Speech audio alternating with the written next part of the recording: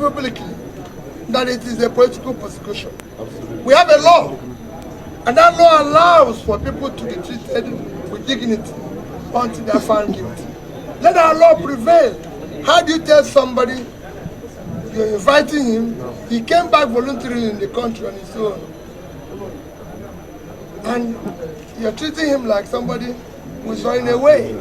Let's talk honestly today as Nigerians, not as APC, PDP, or Labour Party supporters, but as citizens observing what is happening in our country. There is a growing conversation right now following the reaction of Peter Obi to the continued detention of Nasir El-Rufai, and it has divided opinions across the country. Some Nigerians believe that the law should take its course and that nobody is above accountability. Others, however, are beginning to question whether due process is being properly followed and whether this situation reflects something deeper about how power is exercised. Peter Obi's reaction is not just about one individual. It raises broader concerns about the rule of law, transparency, and how justice is applied. In a functioning democracy, legal process must not only be fair, it must also be seen as fair. That perception matters just as much as the outcome. This is where the concern begins. Nigerians are not only looking at what is happening, but how it is happening. If a public figure is detained, people want to understand the process behind it.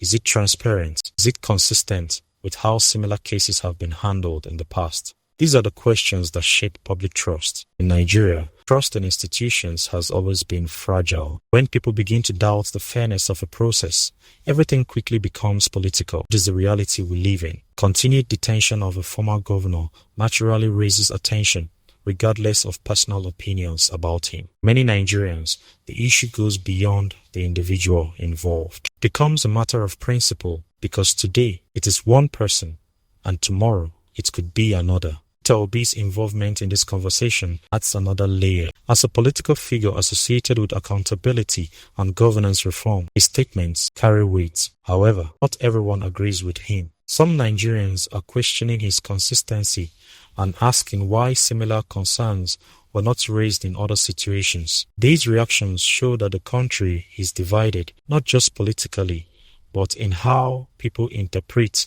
justice and governance. One group sees this as a necessary legal action, while another sees it as potentially influenced by politics. The truth is that in Nigeria, the line between justice and politics is often blurred. This is why situations like this generate strong reactions. People are not only reacting to the present, but also to past experiences. Deeper issue here is institutional trust. If citizens begin to believe that laws are applied selectively, that outcomes are influenced by political considerations, confidence in the system weakens. And once that trust is lost, it becomes very difficult to rebuild. This is why the conversation matters.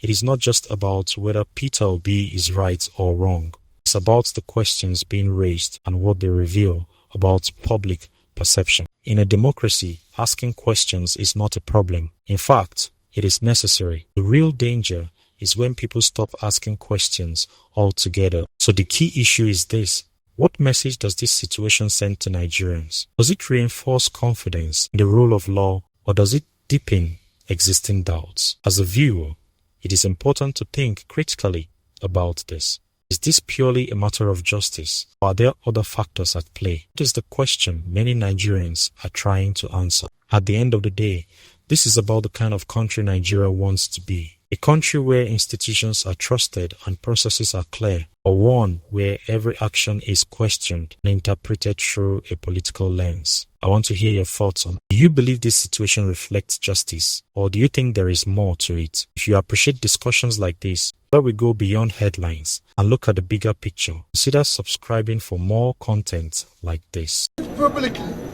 that it is a political persecution. We have a law, and that law allows for people to be treated with dignity until they are found guilty. Let our law prevail. How do you tell somebody you're inviting him, he came back voluntarily in the country on his own,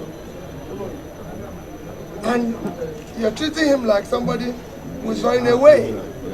No.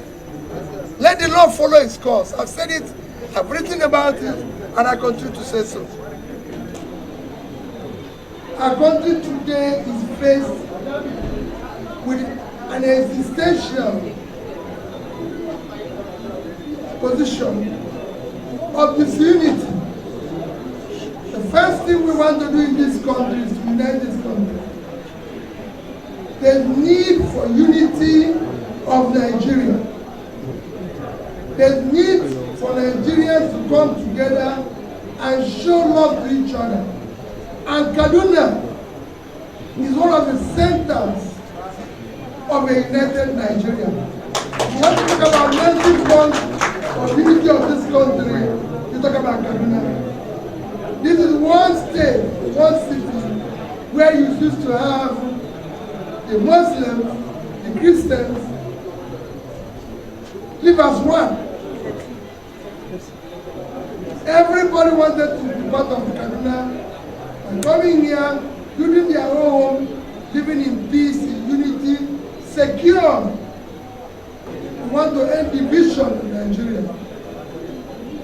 We don't want to hear issue of tribe or religion, because as I say every day, no tribe buys bread cheaper,